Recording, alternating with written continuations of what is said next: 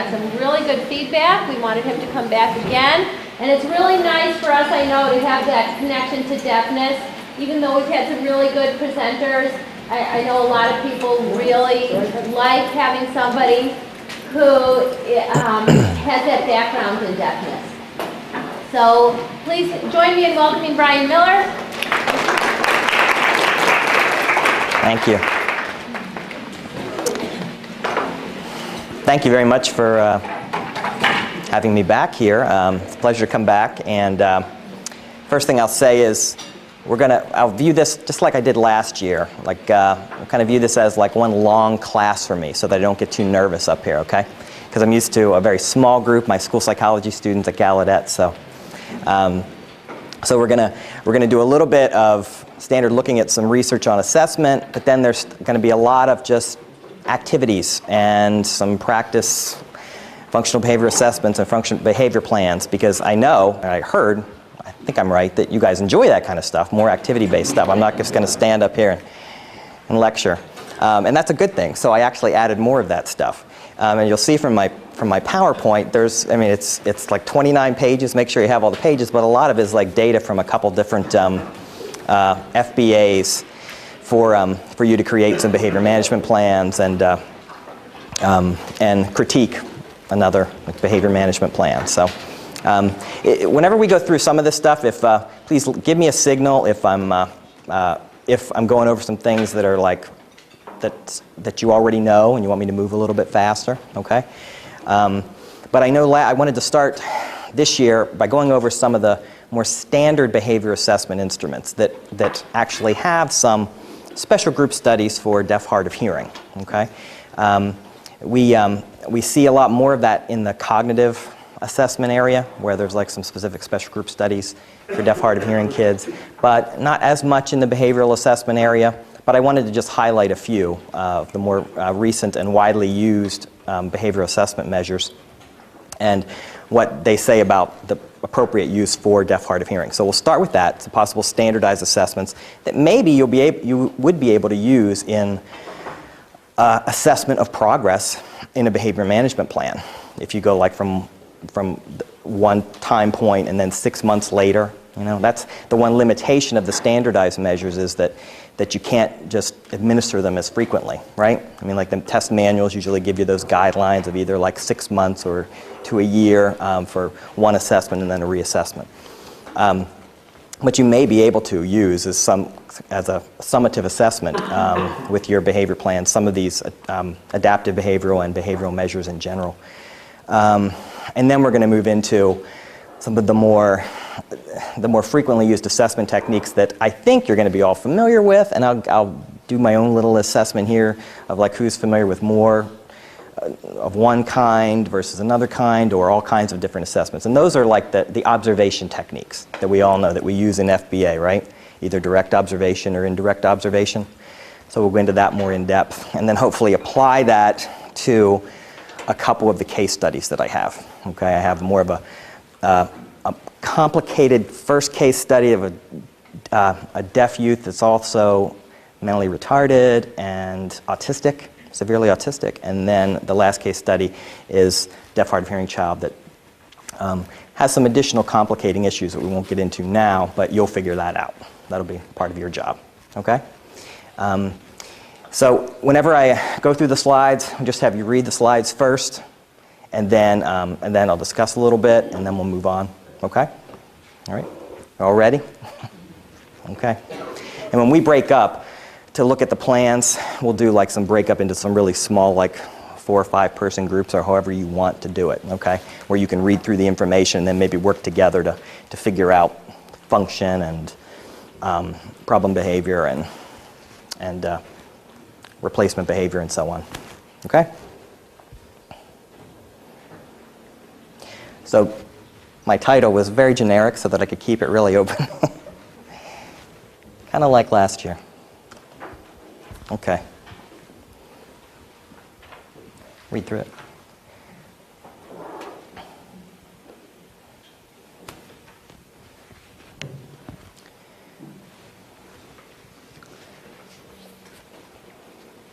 Oh. It's on. Is it okay? All right. How many of you are familiar with the SIBR? Yeah, a little bit. We're going to start with just some of the adaptive behavior measures that are out there that have had some special group studies and with deaf, hard of hearing. And in this area, it's better than some of the other more general behavioral and emotional measures that are out there. This is one of the older ones. And when I put up at the top, that's not the authors. One of the authors was Woodcock, who you probably know from the WJ, okay? But that's the publisher from Riverside. And the revised was way back in 1996. I don't know if there's a plan for a third revision. I don't know. But there was a special group study with the SIBR, or not a special group study, but it was with the original SIB, okay, that they kind of talked about again in the SIBR manual, okay. So what they did, there was a small sample, 26 students, and their performance was comparable to hearing children on most of the adaptive behavioral areas that this measure looks at. It gives you like an overall adaptive behavior composite. And adaptive behavior, does everybody kind of know what that kind of means, adaptive behavior? It's more like the independent skills that you would see measured like maybe on a cognitive ability test, okay? But then all of those different independent skills that a student would show every day in a wide variety of areas, not just cognitively, but also socially, with daily living skills, motor skills, and things like that. So the performance of this group of students was similar to hearing children with regard to motor skills, the personal living skills, which is like daily living, and community living skills, understanding like home and community, okay? Now one limitation to this original study, and I'm not sure if it was from the original SIB, it's even back a lot further than 96 when actually the data was actually collected. We don't know a lot about these kids, and you're going to see that on some of these special group studies that, I mean, we know the diversity among deaf and hard of hearing kids, right? And so that's the problem. Sometimes when these test publishers, when they'll do a small group study, it's nice that they do it and that the students show similar levels to hearing students, but we don't know a lot about what that sample looked like, you know? Were they more hard of hearing? Were they more deaf? And a lot of different language issues and things that it's nice to show in the manual what your sample looks like. This didn't have that, probably because it was so long ago. Okay. Does anybody know about this special group study? Raise hands. Yeah, okay, some do. Yeah, I see like a school psych in the group that know. This is the stuff that we do. This is one of the big things we do when I teach behavior assessment at Gallaudet is we got to go in there and look at those measures and look to see, you know, have they been tested out either through research or through a special group study in the manual? Have they been tested out for deaf, hard of hearing to be appropriate? And so this is one of the things we do. And I'll read through that.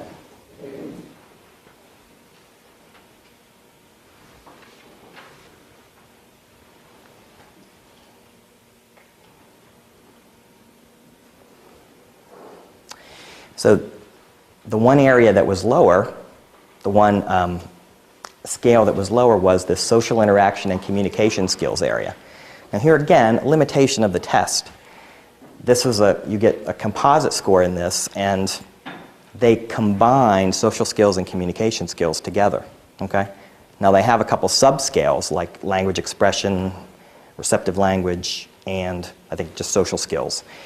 3 subscales, but whenever you get an overall standard score, they put it together, which is wrong. They shouldn't do that. They should separate some of that stuff. And a lot of the newer measures, like the Vineland and a couple other ABAS that we'll look at, they do that. They separate that area. But with this didn't, so that's one of the reasons probably why that it was measuring a lot of things for that one score.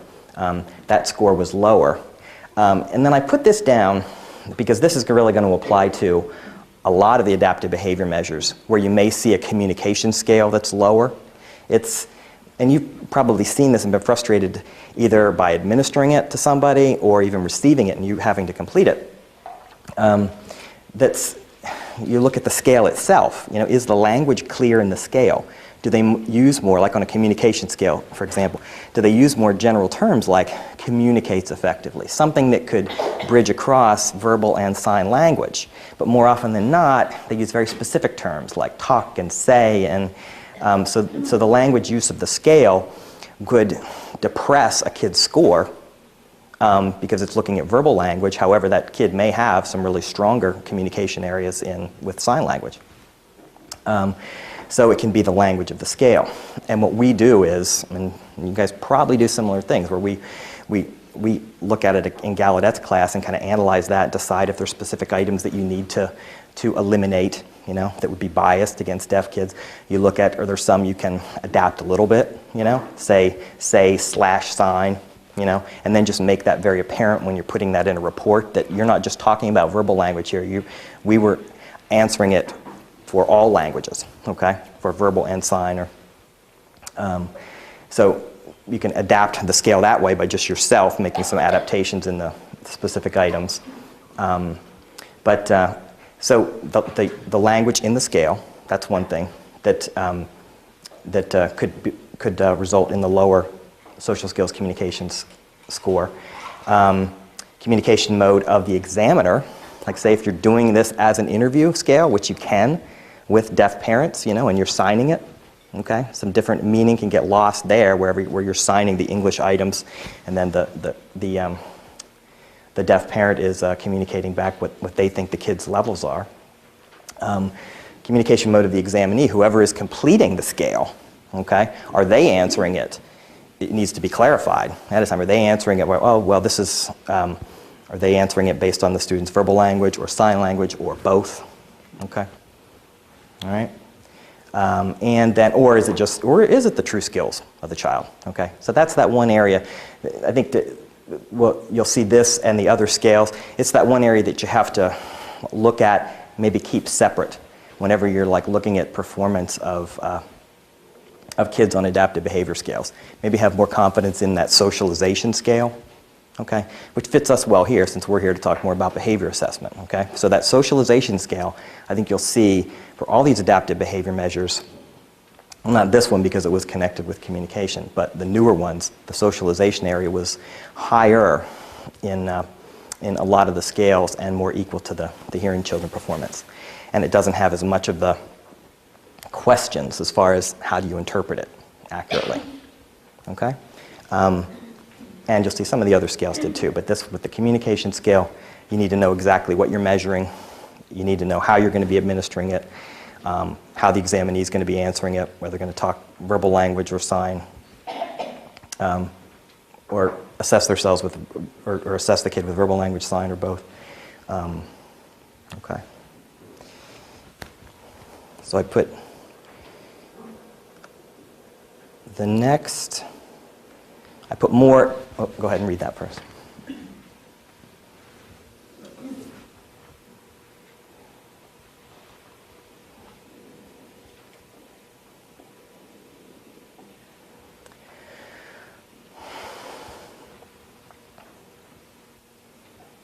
Okay.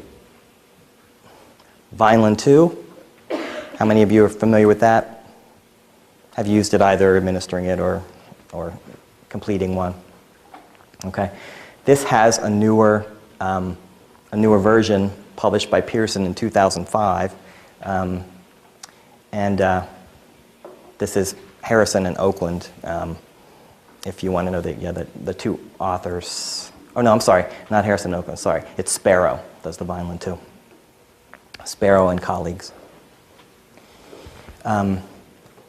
This was nice that they actually that they separated the teacher rating form and the survey interview form, which is more for parents. So they did two separate special group studies. Okay, on the teacher rating form, 47 children from 5 to 18.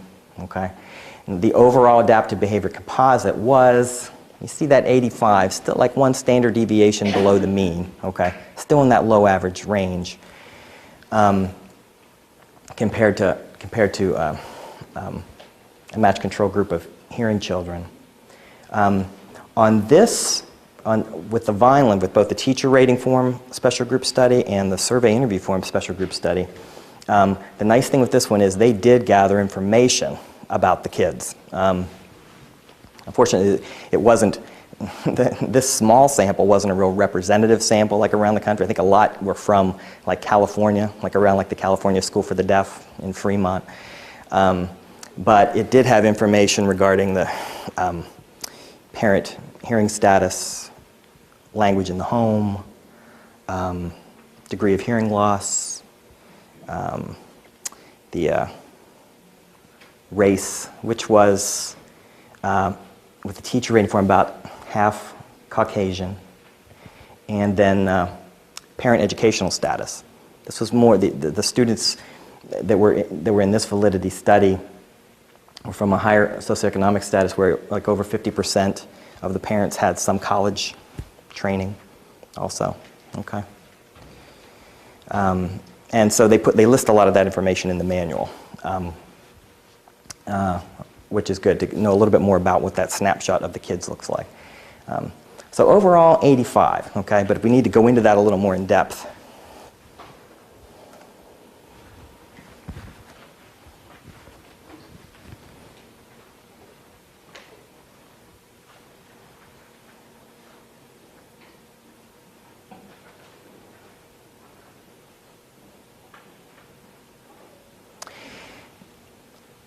So in this, the big domains are communication and daily living skills and socialization, okay, and motor skills, depending on the age of the kid.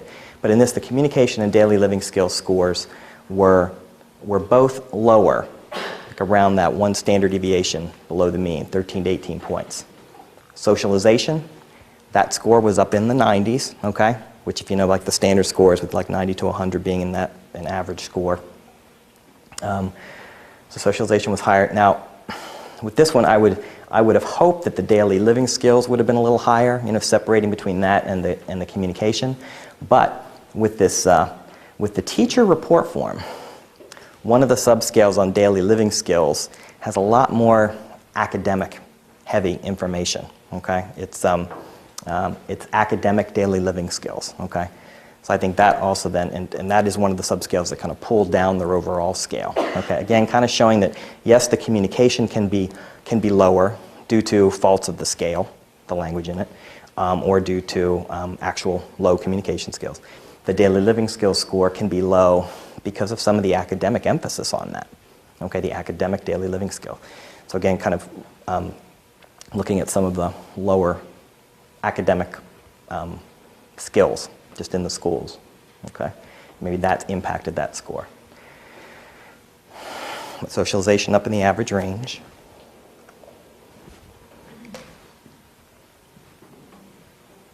Read that.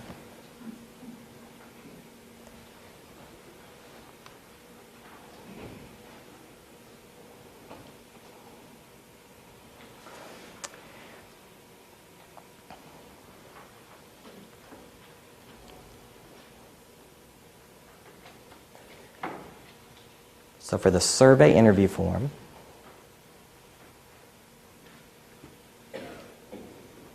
the performance was higher. A group of 58 children from 6 to 18, a similar age range there. And again, they had the same breakdown of what the kids looked like, what the sample looked like from this survey interview form. And again, this is the parent form. And on this one, there were even higher percentages of Caucasian, like 75% Caucasian students and 75% of parents with college education. Okay. On this, again, that was nice to see overall 90.1 in the average range, that overall adaptive composite, which is more what we want to see. Whenever we see these special group studies, right, you want to see that composite score and even some of the larger domains still in that 90s range, right, to show that they scored similar to an average score of hearing students, which would be like 100. Okay?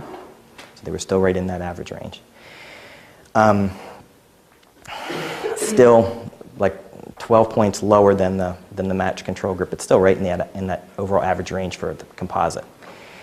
I would be a little more concerned if this one was lower compared to like the teacher rating form, because I think a lot of times what I found out with teachers is sometimes it's hard to know for sure some of those skills. What I find just through all of my years is when you give some of these adaptive behavior measures to teachers, they do their best, okay? But there seems to be a little more estimation in the educational area, okay? The scales try to just focus on educational areas of adaptive behavior skills, but still it can be a little tough for teachers to know all of those skills, and they may estimate a little bit more compared to parents, okay, who have seen these everyday skills a lot more, like from the kid, from birth on up to however old they are, okay? Did any of you ever have some difficult times filling out some of those adaptive behavioral scales, the teacher ones that are really in-depth and really long? Yeah? Okay. So the parent scores, as long as they're good informants and they don't over-report strengths, which happens sometimes too, that's the negative part of the parent form, that sometimes they can over-report the strengths, but they should have more data to go on, that they've seen the kids with these everyday skills. Okay. So that was overall 90.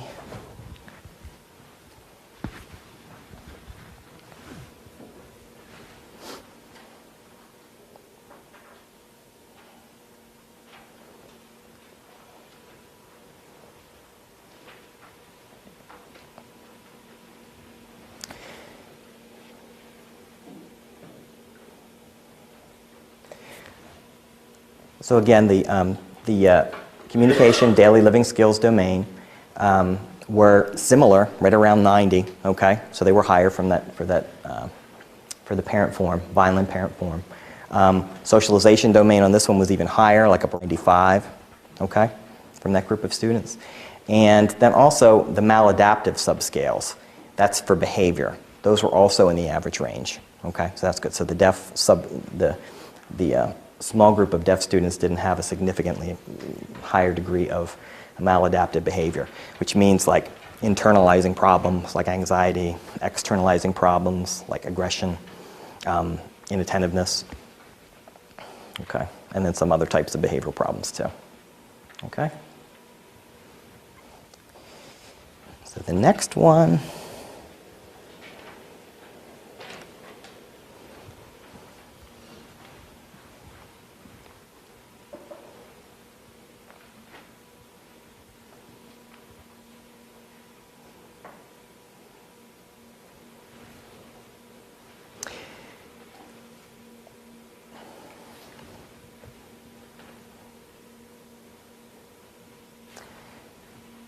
so how many know ABOS 2? Show of hands. Used it? No? Okay. This was published Pearson in 2003. And this is Harrison and Oakland, if you want to know the authors. And this, again, didn't have a lot to say about what the small sample looked like, okay? And it was small. It was 19 children, age 5 to 19, okay?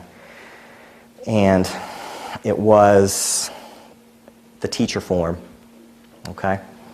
Not the parent form. But their overall general adaptive composite, 93, right? So average, similar to the hearing children. So only a few points lower than the 99, okay? And this form particularly, and I just know this just from knowing the items on like the SIBAR, the Vineland, and this one, they attempted to really use more of that general language more I've seen on this one. More like they use the word communicates a lot, rather than talk, things that you could answer for verbal and sign language both, okay? So I like that about this ABUS too. So 93, and then for all the different skill areas, read through.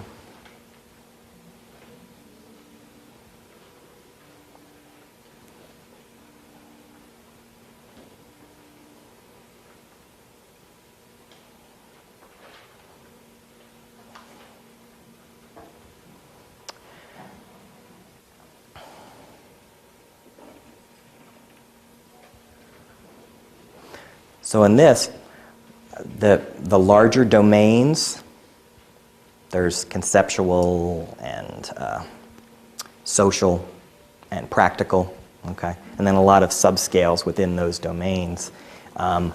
Nothing was significantly weaker for the deaf and hard of hearing students, communication being the one area that was the lowest, okay? All right.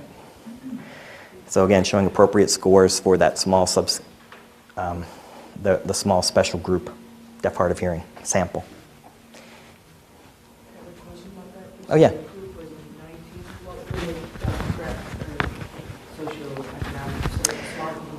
Yeah. We don't know. Yeah, yeah.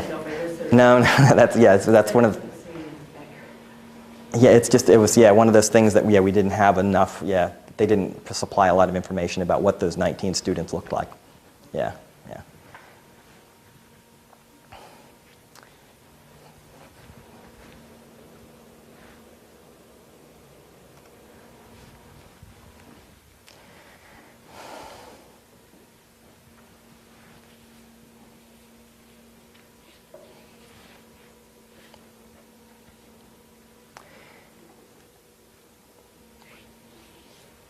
So what the manual says, so what the good thing is that, the larger composites were in the 90s, average, just like the hearing children's composite scores. But there may be lower specific sub-skill areas like communication, which was part of the conceptual composite, okay? May have slightly lower subscale scores or subtest scores compared to the hearing children, but so that was a positive validity study there. Any other questions about these adaptive behavioral measures? Okay, we'll cover like that CIBAR, the Vineland, the ABOS. Okay.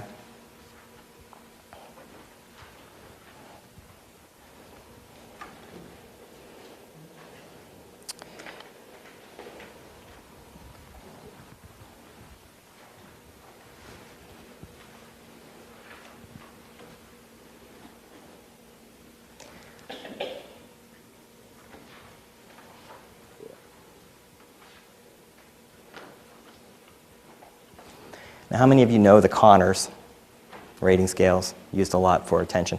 How many of you use the Conners scales for assessment, like for pre and post assessment, like for looking at effects of interventions in your behavior plans?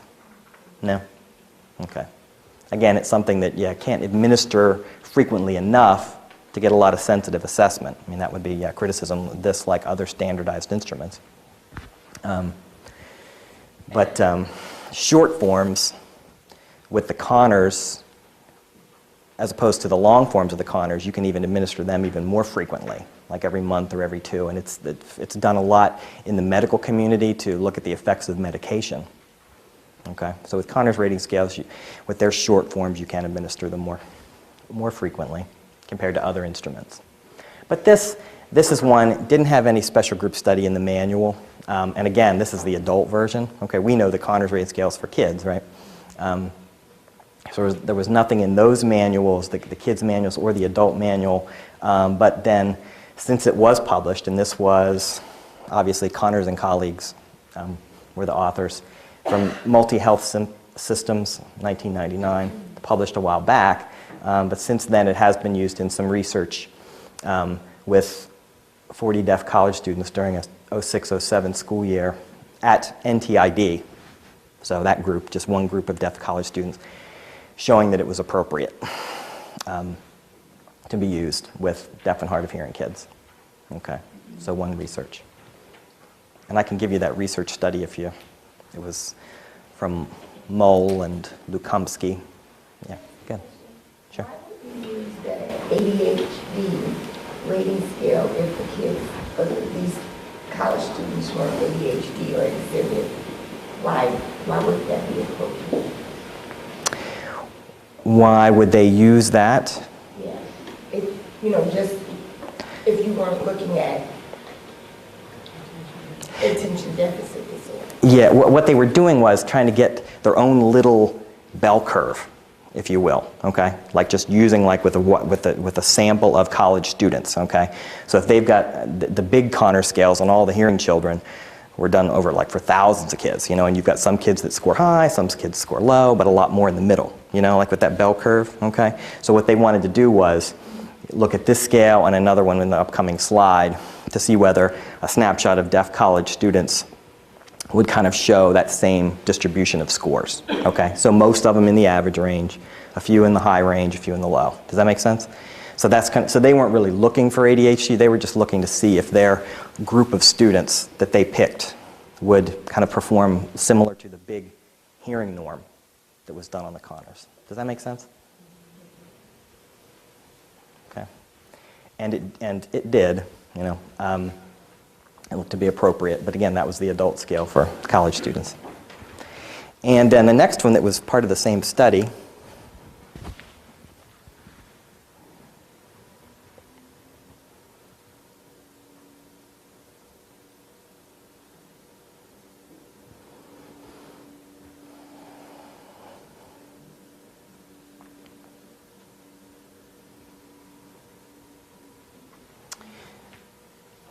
this one published by PAR, Psych Assessment Resources, 2005. And you may know some of the authors of the brief. How many of you know the brief? Yeah.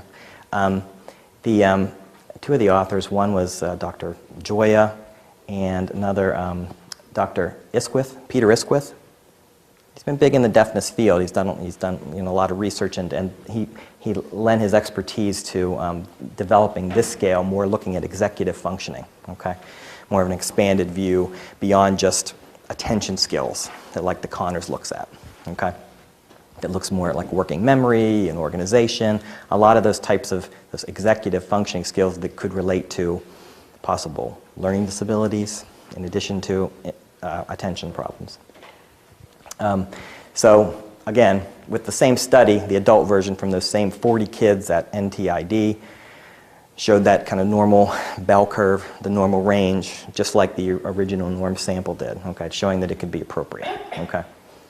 So now the next step is, and I think we will get them on some of these measures as there's more and more, like when the new measures come out, hopefully there'll be some more special group studies, like with the Connors and brief and other types of measures. Some smaller sample special group studies of deaf, hard of hearing, and if not, then some additional research that goes beyond the adult level to the child level, okay? Because this shows evidence that that one's appropriate. Okay? So again, that was the Mole-Lukomsky scale, or authors. Would it be used at the last part of the high school? Would you, after high school? Yeah, I think it starts at like age 18. Yeah, I'm not sure, but yeah, maybe. That are 21. Right. So we can use that. Mm-hmm. Right. Yes. Yeah. That was the reason that I wanted to at least show this, and I was thinking that some in the audience, how many do work with that? 18 to 21, that really higher. Yeah, because if you've got kids like either either in certain special ed programs, they'll like some of the functional special ed programs go up to 21. So they could be used. Any questions about those?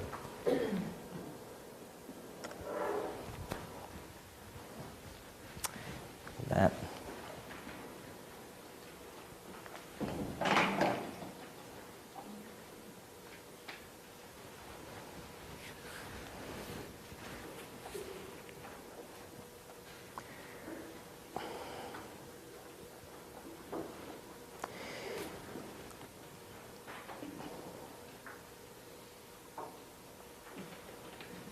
So the last assessment measure that we'll review, more of you are familiar with, right? The BASC-2 behavior assessment system for children. Okay. This again doesn't have a lot of information about what the kids look like, what the sample really looks like. It says from like a special ed programs, but that's it. Where they found like these 73 deaf and hard of hearing students. I also know you have to be very careful with the language on this scale, okay, similar to some of the other measures, to make sure specific items aren't biased against deaf kids. But whenever they did their original development, Pearson 2004, was originally published, and it's Reynolds and Camphouse, and Reynolds has done a lot of different assessments, either in the cognitive and the behavioral area. When they not only developed general norms, but then they also had clinical norms, like smaller samples of kids that are in special ed programs. Okay, so that's where they had their deaf, hard of hearing sample within that, the clinical norms. On this one, this is a behavioral measure that uses T-scores. Okay, how many are familiar with that? Where an average is 50. Okay, so you're using a different average here. 50's average, standard deviation is plus or minus 10 points. Okay, so like 40 to 60 would be in that average range. So you'll see this one and then the other two measures with the group for deaf, hard of hearing kids, boom, they were all right there in that they showed the same average, 51 to 52, compared to the general norm sample. Okay. Compared to what sample? The general norm sample with all of the hearing students. Okay. So the deaf kids' average was right there also at 50. Okay, so that's a good thing. So that is the teacher rating scales.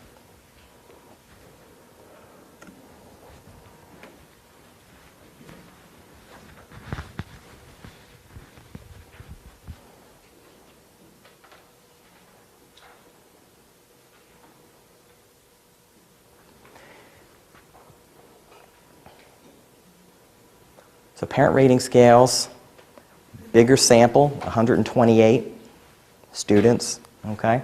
But also right there in that average range, 50 to 53.2. Okay.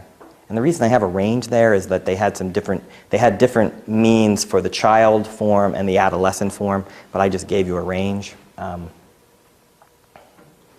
But it was all of the subjects were, or the means were right in that 50 to 53 range. So again, similar to the hearing students. And the last one is next.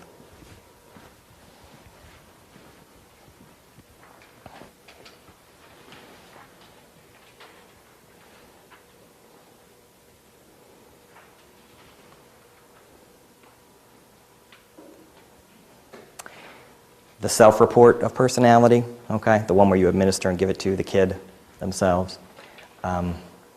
Again, it was right in that average range, 48 to 52, and this was based on the sample of 78 students.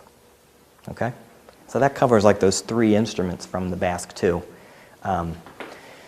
So from those clinical norm samples, smaller groups, from like the 60s up to 128, they've performed right in the average range compared to the hearing students.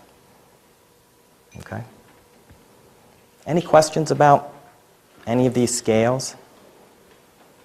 I see from the looks of some of your faces, this may be like more than you ever wanted to know about something. But trust me, it's important to know, right? I mean, because now you have this information, you know, whenever somebody says, you know, what, out of all these scales, you know, who has taken the time, you know, to do like a smaller, you know, smaller group study on a smaller sample of deaf, hard of hearing kids to show that it can be appropriate. That doesn't mean that we can never use those other ones, you know, that have not had that, because we can even add to, you know, we can add to